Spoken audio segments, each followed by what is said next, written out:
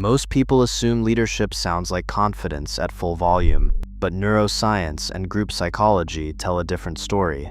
Under acute stress, the loudest voice in the room is often the least equipped to lead it.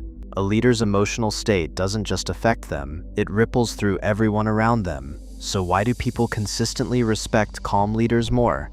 The answer begins with what pressure actually does to the brain. Under high-stress conditions, the biological priority shifts from planning to survival. Deep inside the temporal lobes, the amygdala acts as an automatic alarm, triggering rapid reactions to perceived threats. While this system keeps us safe in physical danger, it is poorly suited for navigating modern, complex dilemmas. To make balanced decisions, we rely on the prefrontal cortex, the region behind the forehead responsible for organizing choices, managing working memory, and weighing long-term consequences. In moments of crisis, these two regions enter a tug-of-war. Acute stress disrupts the functional connection between them. When pressure rises, a chemical cascade can mute the prefrontal cortex, weakening its top-down control. Working memory narrows, and cognitive flexibility drops, making it difficult to adapt to shifting circumstances. Composure is the active preservation of this brain connection under load. This composure is an active state, distinct from a simple lack of emotion. Instead, it is a continuous process of regulation. By maintaining top-down control, a composed leader prevents the amygdala from hijacking their judgment. This neural stability preserves the mental space needed to evaluate risks and consider alternatives rationally, while a volatile reaction signals that a leader's cognitive resources are being consumed by their own internal stress. Calmness shows that the prefrontal cortex remains fully online. When a leader's voice and posture remain steady, it is a visible sign of this internal control, a subtle cue that others subconsciously detect long before they can explain why. This subconscious detection transforms individual physiology into collective behavior. In group environments, emotions do not remain confined within a single mind. They spread through a process known as emotional contagion.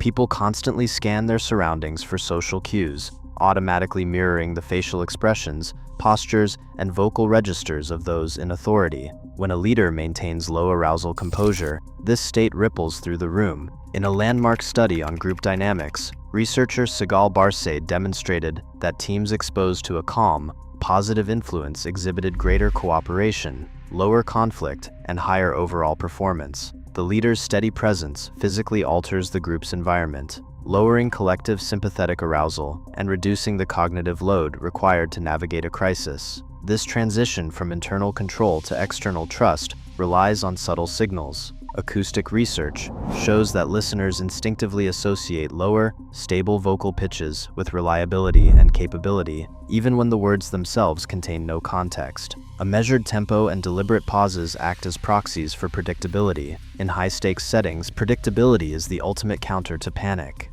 By projecting calm, a leader signals that their cognitive resources are focused on the problem, not on managing their own fear. This allows the group to stop monitoring the emotional climate and start focusing on the task, raising the question of how different environments alter the effectiveness of this quiet authority.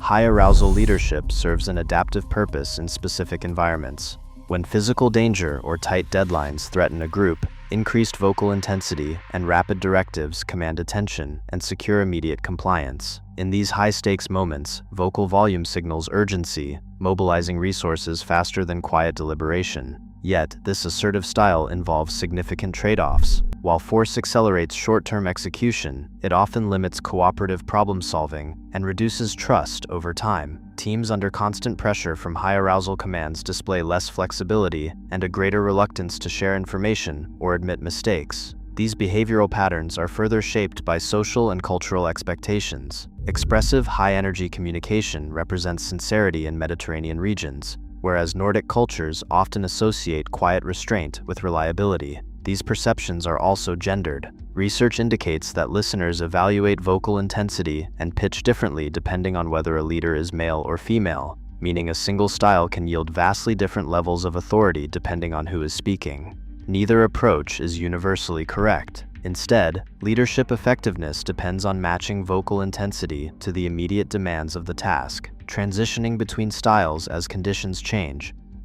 During an anonymized corporate project review, A sudden delay threatens a major product launch, causing immediate confusion. The senior manager introduces a calm communication protocol, opening with a brief pause, speaking with a steady tempo, and structuring the conversation around what is known and what actions are next. This deliberate structure lowers collective anxiety, allowing the team to coordinate a recovery plan that puts the project back on schedule within 2 weeks. In collegiate basketball, a team trailing by 10 points enters the locker room expecting a high-decibel reprimand. Instead, the coach lowers her voice, slows her gestures, and asks her players what they see working on the court.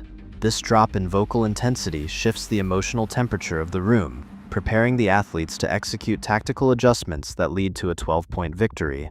During a rapid wildfire escalation, Incident Commander Mike Hernandez manages emergency responders by maintaining a deliberate breathing rate of 6 breaths per minute. His clear, low-arousal radio directives coordinate team movements to secure the perimeter and establish water lines, resulting in a containment time 22% faster than historical averages. On April 13, 1970, when an oxygen tank exploded aboard Apollo 13, lead Flight Director Gene Kranz managed NASA's mission control through disciplined, analytical decisions. According to official air-to-ground transcripts, at 55 minutes and 54 seconds ground elapsed time, Kranz directed the immediate power down of the command module and the preparation of the lunar module as a lifeboat.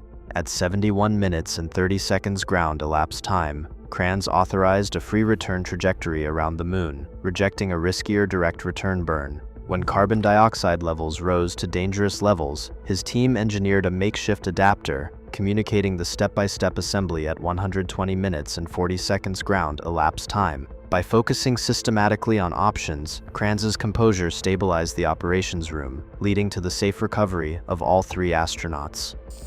While acute crises reveal composure in high definition, the true strength of emotional stability accumulates during the quiet periods that follow. In everyday operations, a leader's predictable temperament establishes a baseline of psychological safety. When team members can anticipate how a leader will react to bad news or unexpected failures, they stop wasting mental energy managing upward. This predictability directly alters how information flows through an organization. Instead of hiding mistakes or delaying reports to avoid an explosive reaction, employees share data early, resolving problems before they expand. This open communication is a documented tendency in environments where leaders maintain stable reactions. Ultimately, respect does not build through loud, intense pronouncements. Rather, it aggregates slowly over years, sustained by the quiet consistency of steady responses.